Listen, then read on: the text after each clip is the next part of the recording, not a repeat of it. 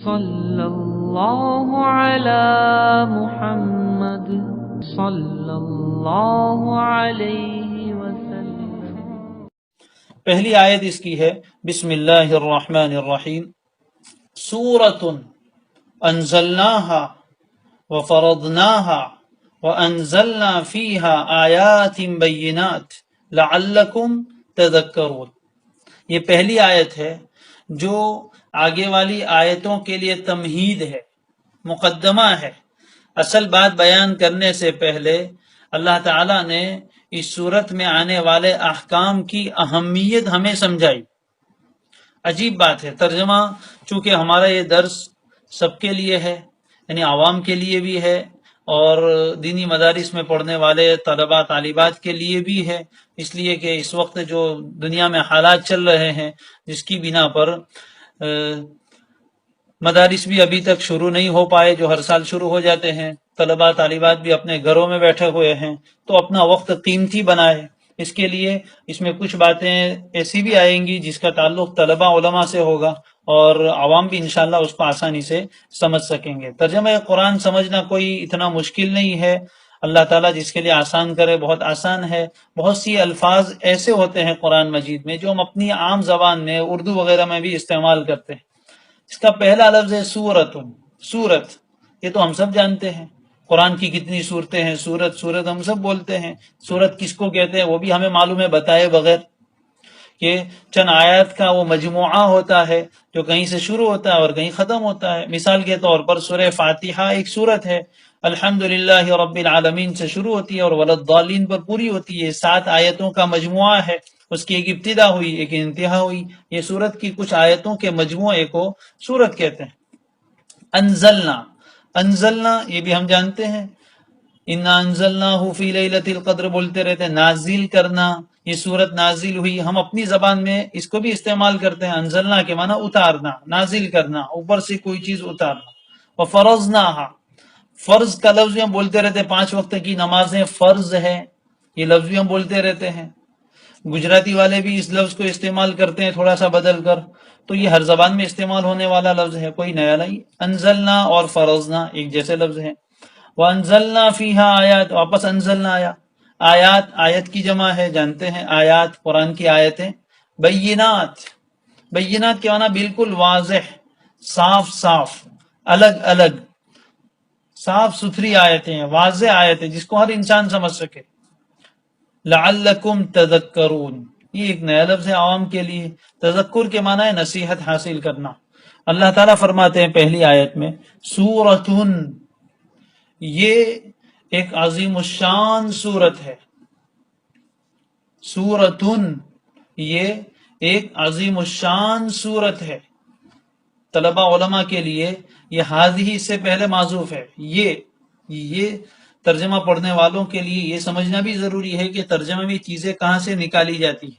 تو سورتن سے پہلے ایک لفظ چھپا ہوا ہے، ہذہ سورتن، یہ ایک عظیم الشان سورت ہے۔ یہ عظیم الشان کا ترجمہ کہاں سے ہوگا؟ سورتن میں جو تنوین ہے 2 پیش کی، یہ تنوین میں ایک معنی ہے عظمت کا، بلاغت والے جانتے ہیں کہ تنوین تعظیم کے لیے ہوتی ہے کبھی کبھی، تو یہاں بھی یہ عظیم الشان سورت ہے۔ حالانکہ دوسری کسی سورت کی ابتدا اللہ تعالیٰ نے ایسے نہیں فرمائی ہے، سب کو پتا ہے کہ یہ قرآن کی سورت ہے، لیکن اللہ تعالیٰ پھر فرماتے ہیں ہذہ سورہ، یہ ایک عظیم الشان سورت ہے، کوئی معمولی سورت نہیں ہے۔ اور سورت بھی کس سے بنا ہے؟ سورت کے اصل معنی عربی زبان میں سین واو را، یہ جو لفظ ہے اس کے معنی جیسے ایک باؤنڈری وال ہوتی ہے، اونچی دیوار، پہلے زمانے میں شہروں کے باہر بھی بنائی جاتی تھی، آج کل کوئی بڑا کمپاؤنڈ ہوتا ہے تو اس میں بھی بنائی جاتی ہے، اس کو بولتے سور۔ اسی سے بعض علماء فرماتے کہ سورت کا لفظ بھی بنا ہے، اور سورت کو سورت اس لیے کہتے ہیں کہ جس طرح باؤنڈری وال اپنے اندر کے پورے احاطے کو اور کمپاؤنڈ کو اپنے اندر لیے ہوئے ہوتی، کوئی چیز اس سے باہر نہیں نکلتی، تو سورت کو بھی سورت اس لیے کہتے ہیں کہ وہ تمام آیتوں کو اپنے اندر لے لیتی ہے، کسی آیت کو اس میں سے نکلنے نہیں دیتی۔ اور دوسرا معنی ہے سورت کا بلند چیز، بلند مرتبے والی، تو قرآن کی سورت کو بھی سورت اس لیے کہتے ہیں کہ اس کا مقام اور اس کا مرتبہ بھی بہت بلند ہے، بہت اونچا مرتبہ ہے۔ تو یہ ایک عظیم الشان صورت ہے. انزلناہا، جو ہم نے نازل کی ہے. اللہ تعالیٰ فرماتے انزلناہا، جو ہم نے نازل کی ہے، کسی اور نے نہیں. اب یہ بھی ایک عجیب چیز سمجھنے کی ہے کہ پورا قرآن ہی اللہ نے نازل فرمایا ہے. جگہ جگہ اللہ تعالیٰ قرآن میں فرماتے کتاب انزلناہ الیک، یہ ایک عظیم الشان کتاب ہے جو ہم نے آپ پر نازل کی. تو پورا قرآن اور پوری کتاب ہی اللہ نے نازل کی ہے. پھر بطور خاص اس سورت کے بارے میں فرمایا کہ یہ سورت بھی ہم نے نازل کی ہے. تو پورا قرآن جب اللہ نے نازل کیا تو اس میں یہ سورت بھی آ گئی. پھر بطور خاص اس کو ذکر کرنا کہ ہم نے یہ سورت اتاری ہے، یہ اہتمام کے لیے ہے، یہ تاکید کے لیے ہے. آسان مثال سے سمجھیے کہ دنیا میں کوئی انسان ہے، اس نے ایک بہت بڑا انجینئر آرکیٹیکٹ ہے، اس نے ایک گھر بنایا، ایک بلڈنگ بنائی، اور کسی انسان کو دکھانے کے لیے لے گیا تو باہر سے کہا کہ یہ گھر میں نے بنایا ہے. جب اس نے یہ کہا کہ یہ گھر میں نے بنایا ہے تو مطلب یہ ہوا کہ اس گھر کی تمام چیزیں میں نے بنوائی ہے. اب پھر وہ تفصیل سے جب دکھانے کے لیے لے جاتا ہے اور اس گھر میں کوئی خاص چیز ہوتی ہے تو اس کے بارے میں پھر کہتا ہے کہ یہ بھی میں نے بنایا ہے. تو جب باہر پہلے ہی کہہ دیا تھا کہ یہ پورا گھر میں نے بنایا ہے تو اس میں یہ چیز تو داخل ہی تھی، پھر بھی بطور خاص ذکر کیا کہ یہ بھی میں نے بنایا ہے. اس کا مطلب ہے کہ یہ کوئی معمولی چیز نہیں ہے، یہ بہت عظیم چیز ہے، لیکن یہ بھی میں نے ہی بنایا ہے. تو پورا قرآن تو اللہ تعالیٰ نے ہی نازل کیا، اس میں یہ سورۃ النور بھی ہے، لیکن یہ سورت بہت خاص ہے، اس لیے اللہ تعالیٰ فرماتے کہ یہ بھی ہم نے ہی نازل کی، ایک عظیم الشان سورت ہے. انزلناہا، جو ہم نے ہی نازل کی ہے، کسی اور نے نہیں. اور ہم سب جانتے ہیں انزلنا، ہم نے، یہ لفظ ایسا ہے کہ جو عظمت پر دلالت کرتا ہے. ایسا نہیں کہ میں نے نازل کی، ہم نے نازل کی ہے. وَفَرَضْنَاهَا، جب اللہ نازل فرمائے تو اس کی عظمت کتنی زیادہ بڑھ گئی. کوئی دینے والا جتنا بڑا ہوتا ہے اتنا ہی اس چیز کی عظمت بڑھتی ہے. اس قرآن مجید کو اور اس سورت کو خاص اللہ نے نازل کیا. تو اللہ کیسا نازل کرنے والا، اس کے علم میں کوئی کمی نہیں، اس کی حکمت میں کوئی کمی نہیں. اللہ علیم بھی ہے، حکیم بھی ہے. اتنے علم والے اللہ نے جب یہ سورت نازل کی تو یہ پوری سورت علم سے لبریز ہے. حکمت والے اللہ نے جب اس سورت کو نازل کیا تو اس کی ہر بات میں حکمت ہے، عقل مندی ہے، دانائی ہے، دانشوری ہے. جیسے کوئی بڑا عالم ہو، اس کی کتاب ہے تو انسان اس کو بہت عظمت سے لیتا ہے کہ بہت بڑا عالم کی لکھی ہوئی کتاب ہے. تو اللہ سے بڑا عالم کون ہو سکتا ہے؟ اللہ تو علام ہے اور علیم ہے، تو اس سے بڑھ کر علم کسی چیز میں نہیں ہو سکتا. تو انزلناہا وفرضناہا، اور اس کے احکام ہم نے فرض کیے، اور اس کے احکام ہم نے فرض کر دیے ہیں. فرض کے معنی کیا ہے؟ کسی چیز کو لازم کر دینا. ایک معنی فرض کے دو معنی ہے. ایک معنی ہے کسی چیز کو لازم کر دینا، کمپلسری بنا دینا. بولتے رہتے یہ تو فرض ہے، یعنی اس کو کرنا ہی پڑے گا. کوئی آپشنل چیز نہیں ہے کہ جی چاہے تو کرو، جی نہ چاہے تو نہ کرو. اختیاری چیز نہیں ہے. فرض میں کوئی اختیار نہیں ہوتا، فرض کمپلسری ہوتا ہے. جیسے 5 وقت کی نمازیں فرض ہے تو اس کو پڑھنا ہر حال میں ضروری ہے. اختیار نہیں ہے کہ پڑھنا چاہے تو پڑھو، نہ پڑھنا چاہے تو نہ پڑھو. ایسا نہیں ہے، پڑھنا ہی پڑے گا. جوان کو بھی، بوڑھے کو بھی، بیمار کو بھی، صحت مند کو بھی، مرد کو بھی، عورت کو بھی. اور جیسا آیا ہے ویسا ہی پڑھنا ہے. جیسی نماز آئی ویسے ہی. ایسا نہیں کہ اب زمانہ بدل گیا تو اس میں بھی کچھ تبدیلی لاؤ کہ پہلے 5 وقت کی پڑھتے تھے ابھی 2-3 وقت کی کچھ کر دو، بہت بیزی لائف ہے. نہیں، ہر زمانے میں قیامت تک 5 ہی پڑھنی پڑے گی. تو جس طریقے سے فرض جو احکام ہوتے ہیں اس میں کوئی تبدیلی اور چینجنگ نہیں ہوتا اور اس پر عمل کرنا لازم ہوتا ہے، اسی طرح اس صورت میں اللہ تعالیٰ نے جو احکام نازل کیے ہیں وہ بھی آپشنل چیز نہیں ہے، اختیاری چیز نہیں ہے، لازماً اس پر عمل کرنا ہے اور ہر زمانے میں کرنا ہے. کوئی یوں کہے کہ اس میں جو احکام آئے ہیں پاک دامنی کے اور نظر کو جھکانے کے، اس زمانے میں تو آسان تھا، ابھی تو ہر جگہ بے حیائی ہے، عریانیت ہے، فحاشی ہے، تو اب یہ احکام پر عمل نہیں ہو سکتا. ایسا نہیں کہہ سکتے. اس پر ہر زمانے میں عمل کرنا ضروری ہے. فرضناہا، اور فرضنا اور ہا کے بیچ میں ایک مضاف معذوف، یعنی فرضنا احکامہا، ہم نے اس صورت میں جو احکام آئے ہیں اس کو فرض کیا ہے. اور فرض کا ایک دوسرا معنی آتا ہے مقرر کر دینا، فرض کے ایک معنی آتے ہیں کسی چیز کو مقرر کرنا، تو اس میں صورت میں جو احکام ہے وہ بھی ہم نے فرض کیے، ہم نے مقرر کیے. تو اس لفظ سے ہمیں یہ بات معلوم ہوئی کہ یہ احکام ایسے نہیں ہے کہ اس کو آدمی نظر انداز کرے، اگنور کرے، نہیں، یہ فرض قسم کے احکام ہے، اس پر عمل کرنا ضروری ہے، اور اس کو فرض کرنے والا کوئی اور نہیں، اللہ تبارک و تعالی ہے. دنیا میں کسی چیز کو فرض لازم کرنے والی سپریم کورٹ ہو تو انسان اس کے سامنے پر نہیں مارتا کہ سپریم کورٹ کا آرڈر ہے، ماننا ہی پڑے گا. تو یہ تو احکم الحاکمین اور مالک الملک اللہ تبارک و تعالی کی طرف سے فرض کیے ہوئے احکام ہیں، لہذا اس میں کوئی اگنور کرنے کی، نظر انداز کرنے کی گنجائش نکلتی نہیں. فرضناہا، اللہ کرے ہمیں اس کی عظمت ہمارے دل میں اتر جائے. فرضناہا، اللہ وہ عظمت بٹھانا چاہتے ہیں کہ ہم نے اس کے احکام کو فرض کیا ہے.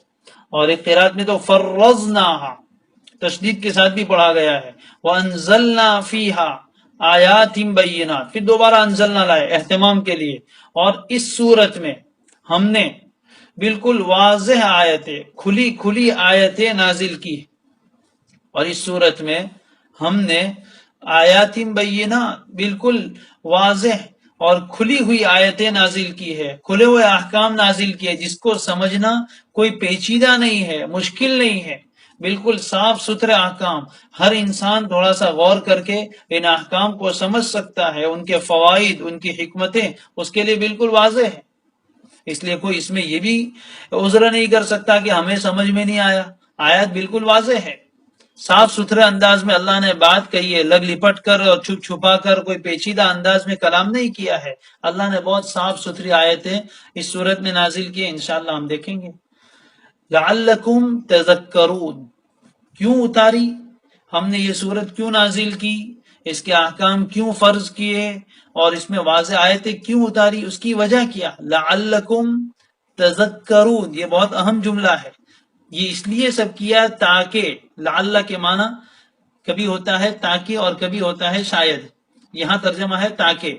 لعلکم، تاکہ تم لوگ، کم کا معنی تم، لعل تاکہ، کم یعنی تم، تذکرون، تذکر کے معنی نصیحت حاصل کرنا، تذکر کے معنی یاد رکھنا، نصیحت حاصل کرنا. جب انسان، اللہ تبارک و تعالی یہ فرماتے لعلکم تذکرون، یہ سب ہم نے اس لیے احکام فرض کیے ہیں تاکہ تم ان احکام کو بار بار یاد کرتے رہو اور ان نصیحت کو اپناؤ اور اس کو اپنی زندگی میں لاؤ. گویا کہ یوں کہا گیا کہ یہ صورت مبارکہ اور اس کے احکام صرف سن کر بھلا دینے کے نہیں ہے، صرف نالج کے لیے نہیں ہے، صرف معلومات بڑھانے کے لیے نہیں ہے، بلکہ یہ عملی زندگی اور پریکٹیکلی لائف میں اتارنے کے لیے ہے. لعلکم تذکرون، تاکہ تم اس سے نصیحت حاصل کرو، تاکہ تم انہیں یاد رکھو، بھول نہ جاؤ. یہ یاد رکھنے کی کتاب ہے، یہ یاد رکھنے کے احکام ہے، بھولنے کے احکام نہیں ہے. کیا عجیب دو باتوں کو جمع کیا ہے. قرآن مجید کوئی خشک قانونی کتاب نہیں ہے. دنیا میں بھی ہر ملک میں قانون کی کتابیں لکھی جاتی ہے جو لائر لوگ اور وکیل لوگ پڑھتے رہتے ہیں. اس میں صرف قلم لکھی جاتی ہے کہ یہ جرم کرو گے تو یہ سزا ملے گی، یہ جرم کرو گے تو یہ سزا ملے گی. صرف اس میں جرم ہوتا ہے، یعنی گناہ ہوتا ہے اور اس کی سزا ہوتی. قرآن مجید ایسی کتاب ہے جو قانون بھی بیان کرتی اور اس کے ساتھ ساتھ نصیحت کا پہلو بھی لیے ہوئے. قانون کی، دنیا کی قانون کی کتابوں میں نصیحت کا اور نرم گوئی کا پہلو نہیں ہوتا. قرآن مجید اللہ تبارک و تعالی کی کتاب ہے. اللہ حاکم بھی ہے، حکیم بھی ہے، رحمان بھی ہے، رحیم بھی ہے. وہ احکام نازل کرتا ہے اور پھر بندوں کو ترغیب بھی دیتا ہے. اللہ تعالیٰ کی طرف سے انسانوں کی جو خیرخواہی ہے اس کو بیان کیا. لعلکم، یہ سب ہم نے اس لیے کیا تاکہ تم لوگ، یہ قرآن پڑھنے والوں، تم لوگ اس سے نصیحت حاصل کرو اور اس کی نصیحت کو قبول کر کے اپنی زندگی میں لے آؤ. اللہ کرے ہم اس کا مخاطب اپنے آپ کو سمجھے. قرآن مجید سے فائدہ اٹھانے کا طریقہ یہ ہے کہ جب انسان قرآن مجید کی تلاوت کرے تو اس کے دل و دماغ پر یہ خیال اور تصور غالب ہو کہ اللہ تعالیٰ مجھ سے فرما رہے، اللہ مجھے کہہ رہے لعلکم، تاکہ تم لوگ، تم سے مراد ہم ہیں، تاکہ تم لوگ تذکر کرو، نصیحت حاصل کرو اور اس کے احکام پر عمل کرو. اس لیے اللہ تبارک و تعالیٰ نے یہ صورت اتاری. یہاں تک یہ تمہید تھی، آئندہ کل سے صورت میں احکام شروع ہو جائیں گے۔ تو قرآن مجید نے ہمیں یہ بات بھی بیان سکھا دی طریقے سے کہ جب کوئی اہم بات کہنی ہو تو اس سے پہلے ایک تمہید آنی چاہیے۔ جب تک دل میں قرآن اتارنے والے کی اور ان احکام کو نازل کرنے والے کی عظمت نہیں ہوگی، وہاں تک اس کے احکام پر عمل کرنا آسان بھی نہیں ہوگا۔ اور پوری دنیا کے انسانوں کو اللہ تعالیٰ نے اپنے ایک جلال کے ساتھ اور اپنے ایک رعب کے ساتھ یہ بات بیان فرمائے کہ یہ عظیم الشان صورت ہے، بڑی اہم صورت ہے، جو ہم نے ہی نازل کی ہے، کسی اور نے نہیں۔ جو چیز ہم نازل کرے وہ چیز کوئی معمولی نہیں ہوتی۔ اور فرضناہا، اور اس کے جو احکام ہیں وہ ہم نے فرض اور مقرر کیے ہیں، اس میں کوئی اختیاری چیز نہیں، اس کو کمپلسری لینا ہے، اس کو لازماً عمل کرنا ہے۔ اور اس میں جو آیتیں ہیں وہ ہم نے بالکل واضح آیتیں اور واضح احکام نازل کیے ہیں۔ یہ سب اس لیے کیا تاکہ تم نصیحت حاصل کر کے اس کو قبول کرو، اس کو اپناؤ، اور نور والی، خوشی والی، سکون والی، امن والی اور اطمینان والی زندگی بسر کرو۔ اللہ تبارک و تعالی ان باتوں کو سمجھنے کی اور عمل کرنے کی ہمیں توفیق عطا فرمائے۔ آج چونکہ پہلا دن تھا، ایک تمہید بھی تھی، وہ بیان کی۔ انشاءاللہ کل سے اسی وقت پر درس شروع ہوگا۔ درخواست ہے سننے والوں سے کہ پابندی کے ساتھ قرآن مجید کو سننے کی عادت ڈالے، اس سے روشنی حاصل کریں۔ چھوٹی سی آیت ہے، اس کو بعد میں بھی پڑھتے رہیں، اس کو سمجھنے کی بھی کوشش کریں، دوسروں تک بھی اس کی دعوت پہنچائے۔ ہمارے ذریعے سے اگر کسی ایک انسان کو ہدایت مل گئی تو یہ ہمارے لیے بہت بڑی نعمت ہے، اور قرآن مجید کے ساتھ کوئی امت جڑ جائے، یہ ہم سب کا اور پوری امت کا ایک بہت بڑا مرض ہے کہ ہم قرآن مجید سے کٹ گئے ہیں۔ اللہ تعالیٰ دوبارہ ہمیں قرآن سے جڑنے کی توفیق دے، ایمان کے اعتبار سے بھی، محبت کے اعتبار سے بھی، تلاوت کے اعتبار سے بھی، سمجھنے کے اعتبار سے بھی، عمل کے اعتبار سے بھی، اس کی دعوت و تبلیغ کے اعتبار سے بھی۔ اللہ تعالی ہم سب کو قرآن کے حقوق ادا کرنے کی توفیق عطا فرمائے۔ وآخر دعوانا ان الحمد للہ رب العالمین۔ سبحان اللہ وبحمدہ، سبحانک اللہم وبحمدک، نشہد ان لا الہ الا انت ونستغفرک ونتوب الیک۔